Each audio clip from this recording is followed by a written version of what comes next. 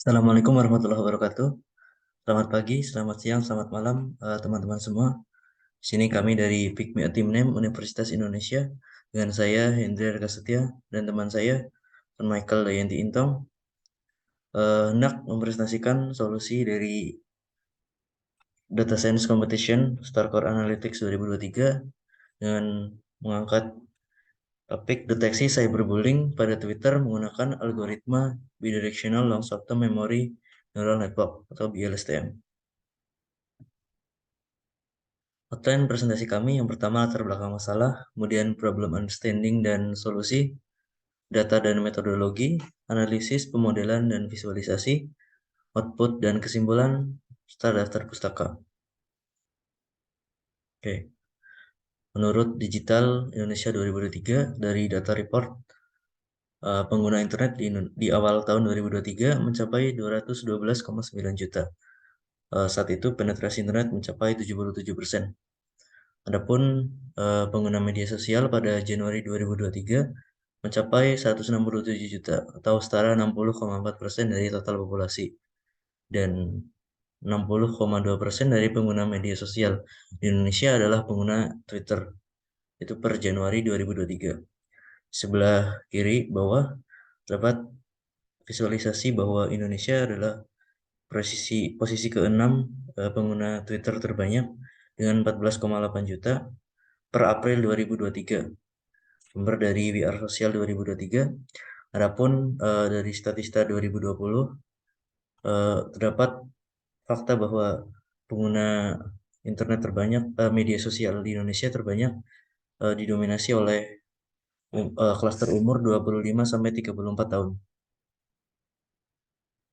Menurut redaksi Warta Ekonomi Online 2020, Kominfo telah mendeteksi tweet-tweet yang tidak sesuai dengan ketentuan, yaitu konten pornografi lebih dari 240.000, konten judi melebihi 19.000, konten penipuan lebih dari 18.000, konten hoax, konten sara, terorisme, radikalisme, pelanggaran hak, serta kekerasan terhadap anak mencapai 15.000 lebih. Adapun Kominfo telah membasmi atau memutus akses 3.640 konten yang menimbulkan kebencian atau permusuhan berdasarkan sara, di mana sesuai dengan siaran pers Kominfo nomor 143/am/kominfo/04/2021. Adapun cyberbullying pada Twitter, seperti penelitian dari Stana dan Family 2017, Twitter menjadi salah satu platform terbesar yang menyebarkan pesan-pesan agresif dan intimidasi serta merendahkan individu dengan karakteristik umum, demografis, jenis kelamin, ras, dan orientasi seksual. Menurut Abdullah dan Hidayatullah 2019, perundungan di media sosial biasanya mengandung kata-kata hinaan seperti demikian dan bahkan menjurus pada penghinaan terhadap suatu ras, suku, hingga agama. Dari latar belakang tersebut, mengingat maraknya kasus cyberbullying dengan kecenderungan sara dan segala dampak buruknya, kemudian mengingat media sosial Twitter termasuk paling tinggi jumlah penggunanya, dan mengingat mendekati masa pemilu yang berpotensi menimbulkan konflik, serta belum adanya penelitian berbasis AI dan ML yang mengkaji deteksi cyberbullying sara pada Twitter secara khusus. Ditambah dengan semakin majunya AI dan ML, terutama pengembangan algoritma neural network di LSTM dan kemudahan akses serta pembuatan website dengan Streamlit yang ringan dan berbasis Python. Kami menawarkan solusi dengan membangun satu sistem deteksi cyberbullying pada Twitter, terutama untuk kasus sara dengan pendekatan machine learning menggunakan algoritma BLSTM yang diintegrasikan ke website streamlit.io, di mana keunggulan-unggulannya antara lain menggunakan BLSTM Neural Network yang notabene powerful dalam pengolahan teks dan analisis NLP, kemudian akses dengan web dan pendeteksian disukai oleh banyak orang dan ringan, dan harapannya dapat menjadikan pengguna media sosial lebih bijaksana. Berikut adalah algoritma LSTM dan BLSTM. Pada gambar kanan atas adalah rangkaian skematik bagaimana kerja dari LSTM tersebut. di mana LSTM memungkinkan model mengingat sequence jangka panjang dengan adanya cell unit sehingga outperform RNN yang tradisional. Kemudian di sebelah gambar bawah adalah rangkaian kerja di LSTM yang menggunakan dua model LSTM, di mana yang pertama mengambil input sequence seperti asalnya, dan yang kedua adalah salinan mundur dari sequence, sehingga diharapkan dapat mengambil konteks yang lebih baik dari kalimat input. Kemudian ada Streamlit.io. Ini adalah Streamlit framework berbasis Python yang open source dan dibuat untuk memudahkan serta membangun aplikasi web bidang sains data dan machine learning yang interaktif. Berikut tampilan-tampilan awal saat kita menggunakan Streamlit.io. Terdapat juga demo dan beberapa package yang bisa dijadikan contoh atau referensi. Salah satunya NLP and Language. Berikut adalah metodologi meliputi software, algoritma, dan library yang kita gunakan. Kemudian flowchart diagram dari penelitian kita sesuai dengan standar cross industry standar proses for data mining, di mana diawali dari problem understanding, lanjut data understanding, data preparation, exploratory data analysis, data preprocessing, modeling, evaluation, dan deployment, serta mengintegrasikannya ke web Streamlit di akhir untuk model yang performanya bagus. Berikutnya adalah analisis, pemodelan, dan visualisasi. Yang pertama adalah data understanding. Dataset yang kami gunakan berisi tweet dengan label cyberbullying, yaitu apakah tweet termasuk cyberbullying atau tidak. Sumber dataset diambil adalah dataset sekunder yang diperoleh dari Big Data Competition StatExplore 2022 Himasta Universitas Syah Kuala dengan jumlah baris sebesar 10.535 dengan 8 fitur. Variabel yang digunakan dalam dataset ini ada yang pertama bully, yang menjelaskan apakah tweet termasuk bully atau tidak, tweet yang berisi isi dari tweet, individual, jika tweet ditujukan kepada seorang individual, grup, jika tweet tersebut ditujukan untuk suatu kelompok orang, gender, jika tweet tersebut merupakan cyberbullying berdasarkan gender, fisikal, jika tweet tersebut adalah cyberbullying berdasarkan perbedaan bentuk fisik, race, jika cyberbullying berdasarkan etnis, kemudian religion, jika tweet tersebut adalah cyberbullying yang berdasarkan agama. Berikutnya adalah melihat data type dari fitur dan label. Dapat kita lihat bahwa bully dan tweet memiliki data type object, sedangkan individual, group, gender, physical, race, dan religion memiliki data type integer. Kemudian ada pengecekan missing values. Dapat kita lihat bahwa tidak terdapat missing values.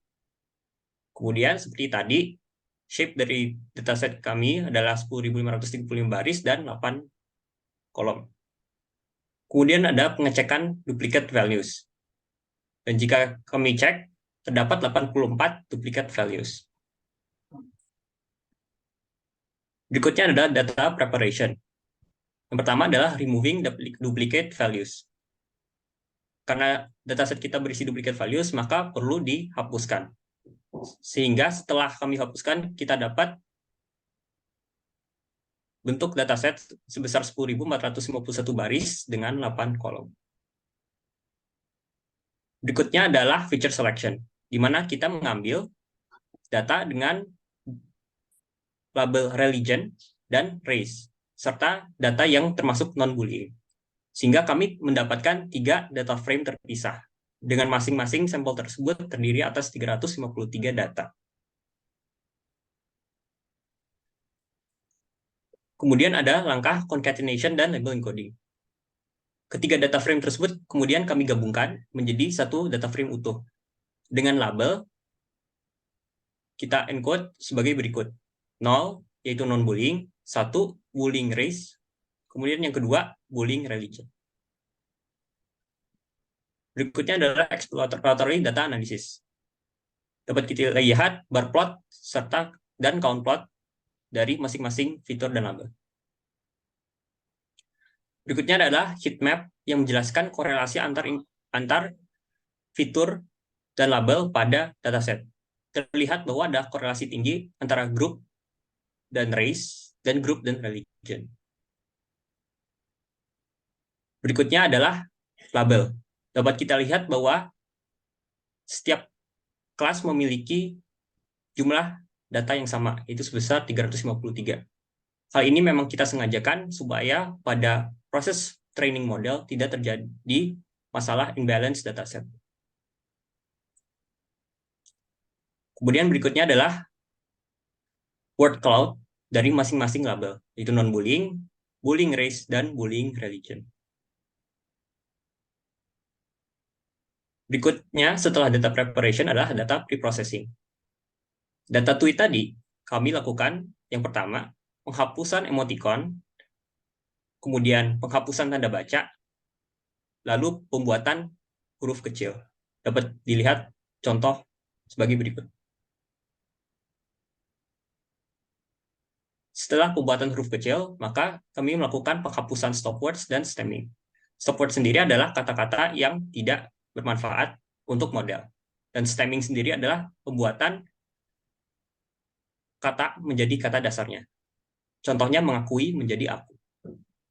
Berikutnya, kita melakukan tokenization.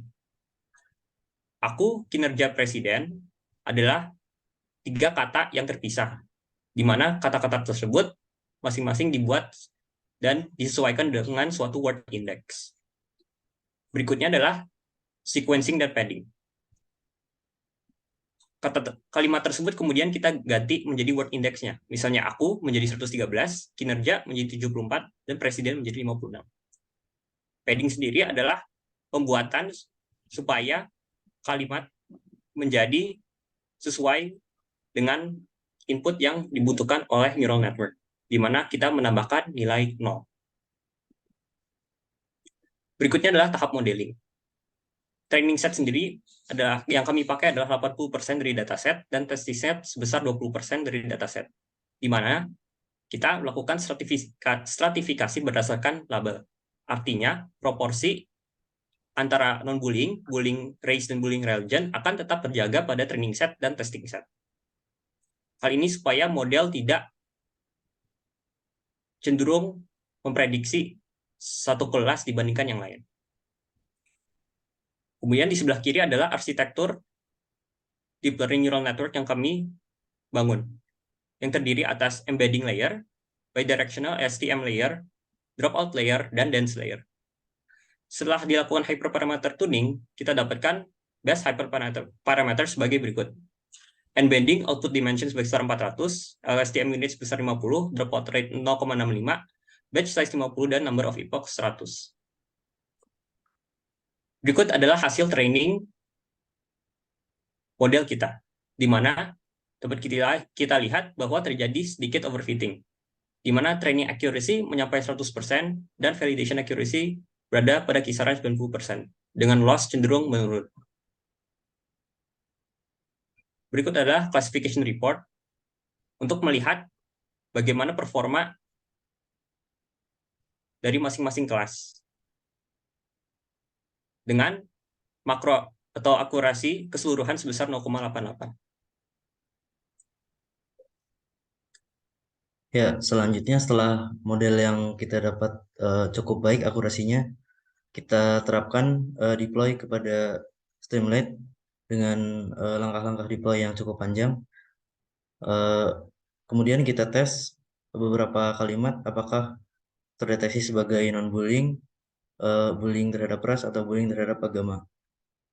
Terlihat bahwa saya berasal dari Indonesia adalah non-bullying, presiden anti-komunis adalah bullying yang melibatkan ras, dasar anak kafir, bullying yang melibatkan agama, dan dasar Cina tidak tahu diri terdeteksi sebagai bullying yang melibatkan ras.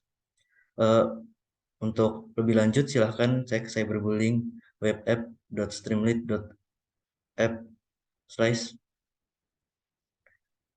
Selanjutnya dapat kita simpulkan bahwa dari penelitian ini terlihat bahwa model BLSTM memiliki performa bagus dalam mendeteksi cyberbullying yang berkecenderungan SARA dengan metrik terbaik yang diperoleh yaitu 88% akurasi.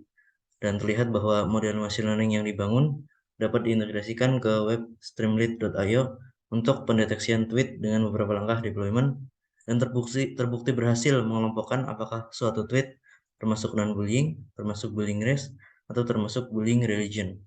Selanjutnya diharapkan output web deteksi SARA cyberbullying berbasis machine learning ini dapat dimanfaatkan oleh pihak-pihak seperti Twitter untuk menindaklanjuti tweet berkecenderungan SARA yang berpotensi berbahaya dan melakukan penahanan atau penghapusan akun, sehingga harapannya dapat menjadikan pengguna Twitter menjadi lebih bijaksana dan menjaga toleransi sesama. Berikut adalah daftar pustaka yang kita gunakan. Ya, cukup sekian presentasi dari kami. Terima kasih atas perhatiannya. Wassalamualaikum warahmatullahi wabarakatuh.